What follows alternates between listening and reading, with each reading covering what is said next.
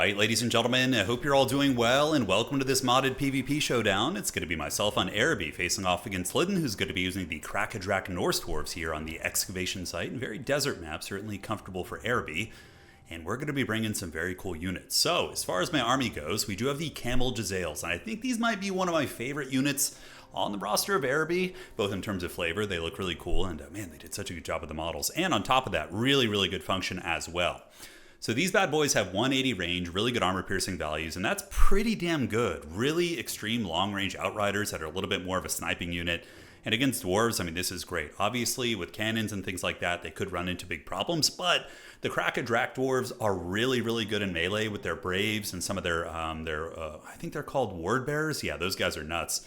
But one thing that the Krakadrak dwarves do not have is gyrocopters and long-range cannons. They have bolt throwers, but they kind of exchange better melee than regular dwarves for limited range options. So the Camel should be really good from downtown. Now, for some of you guys who haven't seen the mod, they do have these sturdy beasts. So when they're out of melee, they're going to be replenishing vigor. And when they're charging, they actually have a Blood Howl ability. So -8 leadership there in Vanguard deployment. Very cool units. Now for the rest of the army, we have a couple Camel Lancers. These are just dirt cheap light cav here for Araby, very similar to like Glade Riders or units of that type, Illyrian Reavers. And yeah, decent little stat line, 26, 30, 28, just more of a disruption piece that does have a shield as well. Up in the Vanguard here, we have some Camel Archers who are going to be unleashing the full Araby Camel Legion. And these guys, pretty self-explanatory, just going to be, not Horse Archers, Camel Archers. So yeah, but it's very similar role though. So our caster is going to be up on a flying carpet. It is going to be a magician using the lore of Jinn, which is the unique lore for Araby. And these bad boys got some nice tools, but the spells I have brought is Sandstorm because, again, it's great flavor. Druid Sandstorm, dropping it in the desert, what's not to love? But they also have one of my favorite abilities on the Araby roster, which is called Mirage. Now, this summons a unit of Illusion Spearmen. They don't do any damage, but they are a damage sponge, and it's really cheap when to magic. You have 7 charges, so they're just kind of a roadblock. You can summon these in to block your opponent up, maybe force them into a blob. It's incredibly good. So that is going to be our Araby caster. Now, aside from that, one of the other units I really like on the roster, which are the Arwar Jezzails. These guys are the Malaluk Raiders. These guys, dude, look at the aesthetic of these units. They look so freaking cool. But yeah, they're obviously just kind of like Hawk and Long Rifle, sort of 180 range, armor piercing. And their abilities, they have Hawkish Precision, so they get some bonuses to their damage. And they also have the Blood Howl, which seems to be one of the unique abilities across the roster with Vanguard deployment. So you just got to creep up with these guys, put some firepower down on the dwarves, and live long and prosper. But yeah, Jezzails are long range, of course. They have 180 range on the camels. But if you were facing like High Elf Archers, for example, with Camel Jezzails, you would get owned pretty bad. They have 30 armor, and Elven Archers could range them and really give them trouble. But in certain matchups, I could see Camel Jezzails being really good if, of course, this was part of the regular meta. Now, the Lord, we're going to be using Sultan Jafar. Now, he is a caster character, but I brought him just as a combat character because he can transform into a Jinn and does also have the Serpent Staff, which basically does a damage over time effect, like literally a dot to all nearby enemies.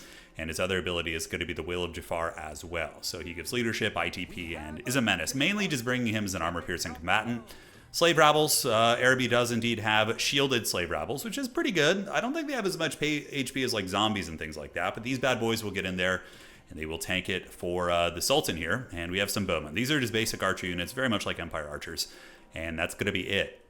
Now for the Krakadrak Dwarves on the other side, already getting harried by the Camel Jezzails. They have one of the best units on the roster for Krakadrak, which are the Spike Gunners. These guys, if you watched any of the modded tournaments we had, were absolute menaces. They cost just over 500 gold.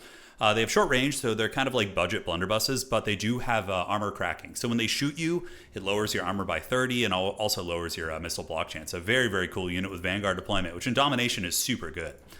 Master Engineers here for Lydon to control the field, and Braves. Now, Braves are the ultimate anti-undead unit. These guys are Dwarven Berserker units. They have the Rage ability, and on top of that, they have the Tally of Grimnir. So as they kill things and fight in combat, they're going to be getting leadership, melee defense, and melee attack. This is incredibly busted against like undead chaff units because in Domination mode, when you resummon a unit, it keeps its tally from before. So good. I mean, 15, 15, 15 on those stats, plus then you add in the Rage mechanic, and they become pretty cracked as well.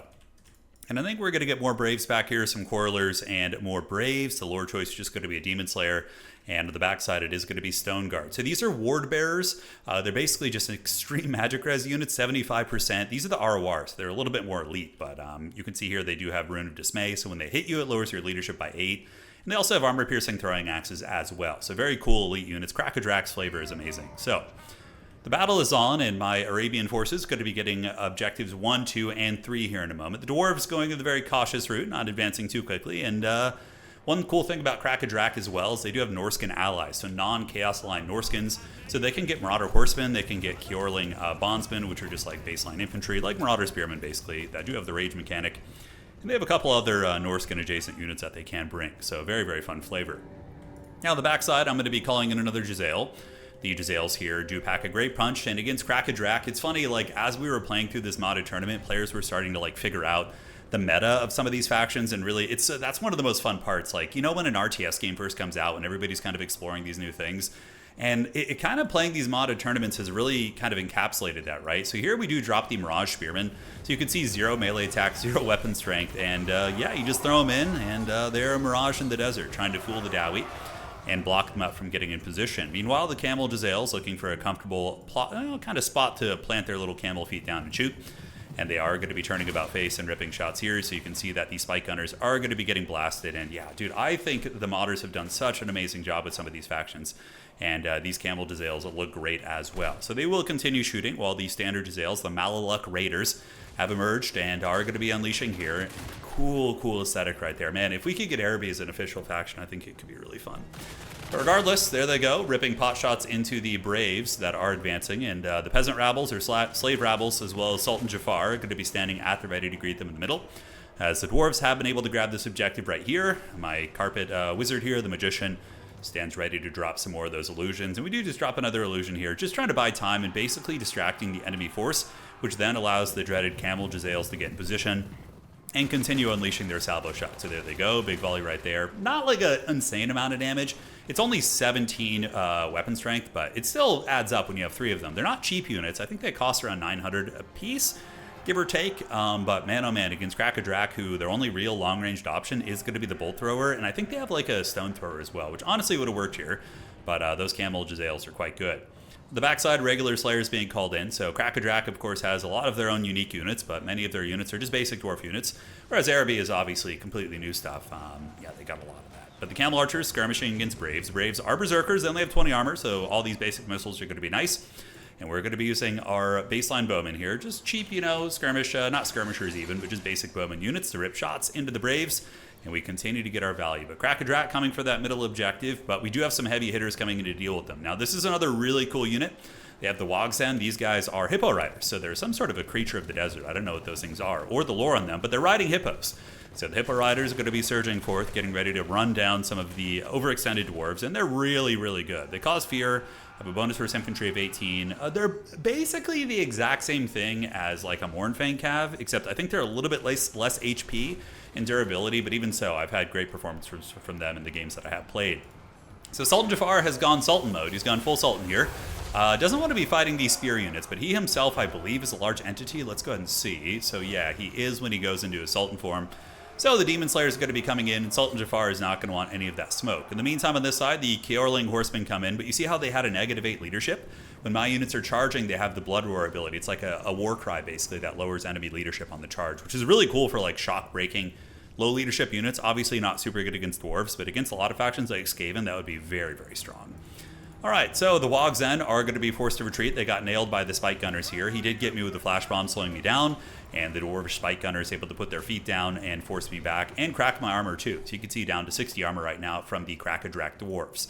And it's a very weird thing, playing against, like, in my mind, I know Hlidin's the Dwarf main, I'm like, okay, he's going to be using Dwarf units, and then suddenly he's, like, ambushing you on the flanks with Marauder Horsemen. I'm like, what the hell kind of a faction is this? But yeah, it's part of the fun for sure, but nice little flank there. But the Jezzails still doing very, very good, and they're going to be unleashing on the Spike Gunners. I know I need to take down his range, so my Jezzails, my Desert Raiders here, looks really cool against the backdrop of the desert. Look at the Sultan, and then my Wizard flying on his magic carpet over there. Very fun. But they are going to be blasting into these bad boys. Unsummons going down on some of the Braves. Meanwhile, Camel Lancers going to be taking freebies where they can. And let's see when this applies. So they're charging, and the Blood Roar, okay, so it's like right as I charge, and it looks like it's going to be lasting for a period of like 10 seconds, give or take. While the charge, maybe it's like correlates to when the charge bonus is there. But regardless, I was going to do a Sandstorm. We opted to do a Spearman Mirage unit just to kind of keep them busy and allow my shooting to feast. Camel Lancer's able to get some good work done there. Camel Jezzails in the back have set up and are going to be getting some fat shots into those Brave units, while in the back, more Doomseekers. Ooh, not more Doomseekers, but the first Doomseeker are going to be called out. But the dreaded Hippo Cav are about to feast. Let's see some of their attack animations. Curious to see this, man. Yeah, it's always fun to see these cool modded units. All right, so here they come. Big old Hippo Riders. So they obviously use the Boar Boy frames, and there they go. Yeah, those Hippos, they're there, man. They're pissed. And the guys that riding them, definitely using the Savage Orc templates, it looks like a little bit, but yeah, looking really, really good. All right, so those Kjorling Warriors, very squishy. They only have 15 armor and pretty pitiful melee defense, so a big charge bonus. Anti-infantry Cav here is going to flatten them pretty badly, while the Malaluk Raiders continue shooting into the Slayers. But Slayers, unfortunately, will catch them. 38 movement speed. My Raiders only have 31 speed here, so that's going to be tough. Now, a really cool unit, and these guys are basically just deck droppers from the Vampire Coast. These are the Nafatun of Seghash. So these guys have hand grenades, basically. So they're flying carpet, basically deck droppers. So they're going to be moving in and hopefully being able to roast some of these light infantry here, the Norskin troopers, as well as the Slayers. So there they go, setting up, dropping the hand grenades here. And let's see what some of the animations look. Dude, they look so good. Look at that. He's taking like a football crouch right there. And then, yeah, they're going to be throwing their grenades down there. Sultan Jafar going to be fighting it out as we do pull a bit of a value lead, but against Dwarves, you can often feel like you do have a value lead and you can still be losing the game. So I do call in some infantry for the inevitable push. These are Corsairs. Corsairs are a low tier kind of very similar to Free Company Militia. They do have the perfect vigor via the rowdy mechanic, but yeah, I think they have a range attack, but it's not as much. Like a Free Company Militia can sit and shoot for a long time. These guys only have like 4 shots with their, I think they have like a pistol or a grenade or something, but it runs out of ammunition really, really quickly from what I've seen. All right, Slayer's going to be pushing up, and we do have the gentlemen on the flying carpets here dropping their unholy hand grenades on these bad boys and getting a little bit of work done, while the Camel Jezzails and now Southland Warriors coming in. Southland Warriors are like the 2nd or 3rd most elite infantry unit for Araby, looking super cool. And yeah, they're just kind of like Marauder Champion Grey Opens, Argard Grey Opens. They have bonus for infantry, a little bit less durable than his Argard, but they make up for it by having a Blood Roar ability that lowers leadership on the charge. So very, very fun. So middle objective does belong to the Araby forces. Meanwhile, on the outside, Bowmen standing firm. Kjorling Warriors do get in combat here with the Camel Archers, so I did blunder that a little bit as the Norskin Mercenaries get in, start to cleave through some of the Camels. Certainly doesn't feel good as the Camels are very squishy with only 18 melee defense, but even still, Arabian Knights are the Empire Knight equivalent for Araby. They're pretty okay. They have a little bit better offensive output compared to Empire Knights, but they also have less armor and a little bit less staying power. I think their HP is less too, but again, their offensive output is decent. So very similar to like kind of an in-between of like Winged Lancer of Kislev, which is going to be a little bit more damaging than these guys, but yeah, a nice little middle ground unit. I like them quite a bit. All right, guys, middle objective looks like it's going to be flipping to the villainous Krakadrak Dwarves. Meanwhile, the Camels do move up here. So the Camel Jezzails planting their feet down, while the Southland Warriors going to be engaging here with the Braves. So the Braves, they're in their natural habitat. Granted, do they have AP? They do not have a lot of armor piercing, so the Southland Warriors should endure relatively well. Granted, there are a couple Master Engineers nearby, and these Braves do have the Tally of Grimnir, so 7, 7, and 7. Look at their stats. Man, that is so good. Now, Braves are not cheap. They're like 800 or 850 or something like that, so they do cost a pretty penny. Looks like Hidden here going to be calling in some Spike Gunners and advancing up on me with the Vanguard deployment. I could already see Krakadrak like in the meta, just really loving these Spike Gunners. Obviously, they're not having the best showcase in this game because they're being outranged, but if you guys go back and watch the modded tournaments, dude, they were like dominating so many games. That cracked armor, the Vanguard deployment, it's really, really effective. So on this side, a little bit of skirmish going down, but the Hippo Riders have been able to feast pretty hard in the middle. Arabian Knights are there as well to provide a little bit of capture weight, and the Dwarves are falling behind on value, 8.8 against 6.4. But again, Dwarves are Dwarves. My Magic Caster here was coming in to do a Sandstorm, but I didn't notice. Halidin using his classic Dwarven tactics to use his Master Engineers as character snipers, and is shooting up at me in the sky. Southland Warriors, though, having a hard fight versus these Braves, but mainly because they were being shot by the Spike Gunners. And now my poor Jin Rider here, probably going to be breaking, running off the battlefield, as he did get last samurai'd by the Spike Gunners, and is going to be sent back to the shadows. Unsummoning the Flying Carpets here, hopefully to get them back later. Camel Jezzails are about to run out of ammo too, but they've been doing very, very well. While I did lose my cool Raider guys, they got hammered pretty badly, and the Corsair Infantry are going to be fighting the Stone Guard. So Stone Guard have been a menace back here. Not a ton of value, but they have just really, really good stats. And they have that Rune of Dismay, so they're really good against chaff units because when they hit you, they lower your leadership. But we do have our Mournfang Cab at home. So they've come, the Hippos are going to be feasting, and dude, Hippos are actually really scary creatures. They are Dude, like, yeah, you think they're like a funny, goofy thing, but then you look at some of these nature documentaries and you're like, holy shit, hippos are a true menace. Arabian Knights heading into Braves. The Braves are supposed to be anti-infantry, but their stat line is so freaking good that they can kind of fight anything. But the Arabian Knights will hopefully hold. And Sultan Jafar is going to be coming in himself. He does have good combat stats, but he transforms into his Jinn form. The thing about bringing him as a caster, too, is you need to be really good about transforming back into his human form, because in his current form, when he's Jinn, when you cast spells, he actually damages himself. So you can see here, yeah, Magic Fatigue. Let me read this. So enabled casting, yeah, he loses reserves and loses recharge, I think. And then I think he also damages himself. I'm not sure. It might just be like taking away the magic overall, but it's kind of the downside of being in the Jinn form. And he can transform back and forth pretty quickly, too. Camel Lancers versus the Kjorling Horsemen. Going to be a tricky fight for us. But the Jezzails continue unleashing and are going to be using all their ammo as we do call in the Flying Carpets. Once again, on this side, we are able to dominate pretty effectively. The Slave Rabbles and the basic Bowmen fending off the Kjorling Horsemen, which are the RORs. I think the Carrions is what they're called. Yeah, they have anti-large missiles, which is pretty good. And they have a net. They have the entrap ability. Super, super strong. All right, Wog's End still running over the Braves, as more of the Hippo Riders are going to be on their way down. Here, the Master Engineers start to snipe Sultan Jafar. So at this point, Jafar is going to have to run away here. Not wanting any of that smoke, he will be fleeing back and across. Hippo Riders just trampling what they can, and honestly, as far as this game goes, they were absolute MVPs. Super, super good at dealing with the Dwarf Infantry. Not shielded, though, and they could definitely be mowed down by some of the shooting. But again, Krakadrak has, I think, superior melee. The Braves are some of the most cost-effective units. Like, man, if you go back in the tournaments, these Braves, they are just so dominant. But they do lack cannons, they lack gyrocopters, a lot of things that make Dwarves really, really good. And against Araby, cannons would be very good, I think. I think they have, like, artillery, like some bolt throwers, and then they have, like, flamethrowers, flame cannons, basically. But they don't have, like, long-range cannons that could really trade back against artillery. So yeah, it's kind of interesting seeing the strengths and weaknesses of these factions, which were designed by the mod makers, which is great. I mean, they've done such a good job. Now, so many of the games that we had in the tourneys were just so freakishly balanced. It was weird. It was like, why is this battle so balanced? Like, you would think a bunch of modded factions, but these guys are talented, man. So Bowmen getting charged down here, and yeah, they got run down by some of the Horsemen. Braves on their way back in, but at this point, I do have a big points lead. Hippo Riders going to be charging in here, 2 of them just to intercept the reinforcements a little bit. Camel Lancers charging, and we have a lot of reinforcements coming in, including more Camel Lancers, and also getting a fresh unit of Jezzails up here. Corsairs and Jezzails. The Jezzails are behind them with 180 range, kind of in between of like a Hawkland long rifle and a handgunner unit, right?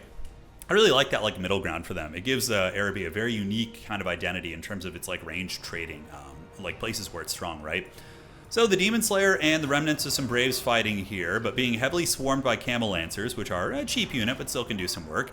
The Flying Carpets about to run out of ammo have done pretty good for themselves this game. The Wog's End, my Hippo Riders, are getting chewed up pretty good, fighting in Slayers. But again, I was just trying to hold back his reinforcements while we do continue swarming here. Camel Lancer is going to be tying down the Master Engineers, and you can see how Dwarves are like never truly out of the game. You think you're dominating them, but at this point, it's probably too late for Lydon. He's not going to be able to come back on points. But they're just such a menace of a faction. So that is a victory for the Sultanate of Araby. Hopefully you guys enjoyed that one. And if you want more of these kind of modded battles, and what we can start doing too is incorporating modded factions versus old school factions, which, you know, something we've talked about on the streams is in the future, right? Like way down the road when Total War Warhammer 40k is out, Creative Assembly isn't adding new stuff to this game. I honestly think the design quality of some of these modded factions is so freaking good that if we work with the mod makers, we could totally probably have like balance out some of the really egregious elements. And again, this wouldn't even affect the campaign play of these mods. We would just like change their multiplayer prices, right, to reflect their power. And I think we could have some of these added to the base game. Yeah, the potential is pretty wild, man, because after playing these tournaments, man, so many of them are so fun. My favorite so far, I really like playing Araby. I really like playing Southern Realms. And I think for Southern Realms, like the thing I love about them is the Galloper guns. Dude, the design concept of those is so cool. And they did a good job making them not that OP because they don't do a lot of damage, but the relocation is very, very fun. Anyways, guys, value. Sultan Jafar did not do too good. But as far as the rest of the units go, the Camel Jezzails were big breadwinners. Flying Carpets did very nice as well. Southland Warriors did fine. It was a pretty even spread. Nothing did insanely good damage. And that's mainly because the Dwarves are so hard to get value from. But, the Jezzail units here, the RWARs, did very, very nicely. Now, for the Krakadrak Dwarves, the Braves, this wasn't the matchup for them. This is a matchup probably where you just want to go shielded infantry. And the Spike Gunners here, yeah, they did their best. But overall, he kind of got picked apart at range from the Jezzails. But Dwarves being dwarves, he still came back and almost pressured me. So GG, well played. Now what we'll do is we'll show you some of the differences of these factions. So if we go here to the Crackerjack Dwarves, and of course these mods will be linked in the video and a comment pinned below as well. So we're gonna go to Crackerjack. Where are they? Norse Dwarves, yes. So you see how they have like a ton of infantry options, but they have hewers, bolt throwers, and grudge throwers, and they have a rune dragon, which isn't really an artillery piece in a truest sense, but they have insanely cost-effective infantry. Not only can you bring Norskin units, which gives you a little bit of speed compared to your dwarves, you get baseline dwarf infantry, you get braves, which are incredibly good. And yeah, just a whole bunch of different units. Like these guys have a healing rune, for example, so check that out. The Master Rune of Ogre Three Fingers. We didn't see anybody play with these Ogre's blades here, but these guys have a passive healing Master Rune. I mean, that's really strong. Stormbeards here, they have an Ogre charge ability and Vanguard deployment. Like these guys are machines. A lot of HP, durable, can Vanguard up and have good charge impact. Ward Bearers here, and then they have a bunch of other unique units, which really sets them apart from regular dwarves. And then, of course, they have their own unique blasting charges. You notice they don't have blasting charges because they are the Path Grinders. Path Grinders are here, and they have a blinded effect, which is quite nice. They have ice damage, frost rakes. I mean, so much cool stuff to play with. But anyways, guys, hopefully you enjoyed this. I think I'm going to do a campaign with one of these factions too. I haven't decided yet, but I'm leaning towards maybe doing a Musion or Araby one. But yeah, let me know what you guys think, man. Appreciate you guys. We'll see you around. Take care of yourselves. And that is going to be it for tonight.